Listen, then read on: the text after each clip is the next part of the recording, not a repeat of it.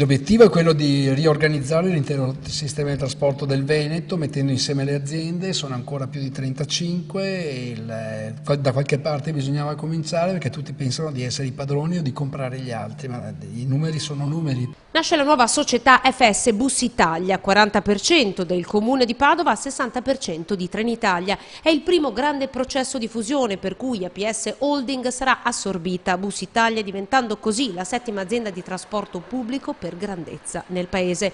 APS vende le quote ma dà in affitto strutture e mezzi, ricavando così i soldi per coprire i buchi di spesa accumulati in questi anni. Questo serve a riorganizzare il trasporto, ad abbattere costi, perché siamo in presenza di tagli non indifferenti. La Regione non ha più adeguato i contributi dal 2010 in avanti, mentre il costo del gasolio, per fare un esempio, o anche quello delle assicurazioni, è schizzato verso l'alto. Noi non abbiamo sostanzialmente toccato né i livelli salariali né il numero delle persone e nemmeno abbiamo rinviato il pagamento di mutui. Biglietto unico integrato nel trasporto. La neonata azienda copre le tratte di Padova e Rovigo. Nuova integrazione oraria con i treni regionali, nuove assunzioni entro 3 anni, 100 nuovi mezzi. Il nuovo corso del trasporto pubblico di Padova parte da qui.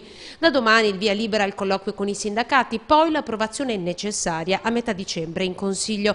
Ma in futuro per Padova c'è il sogno di una seconda linea del tram. C'è una forte disponibilità da parte dell'amministrazione ad impegnarsi nella realizzazione, però è essenziale che venga riconosciuto un contributo a livello nazionale, perché la spesa è molto rilevante.